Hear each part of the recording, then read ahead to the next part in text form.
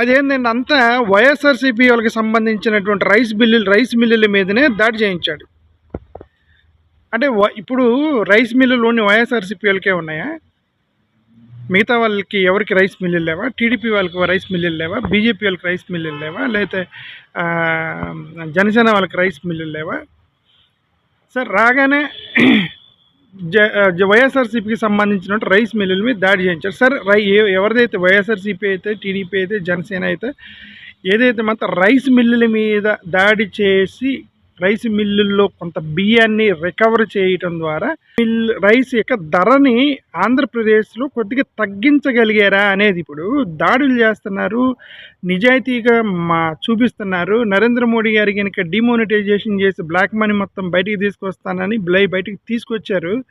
తీసుకురావడం వల్ల ప్రజలకు ₹1 కూడా పడలేదు వాళ్ళ అకౌంట్లో. బ్లాక్ మనీ తీసుకొచ్చి 15 లక్షలు వేస్తా అన్న లేదు కదా.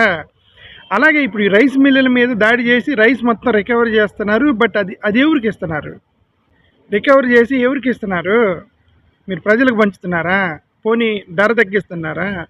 ప్రజలకు ఉపయోగం ఏంటి అనేది మాత్రం తెలియట్లే.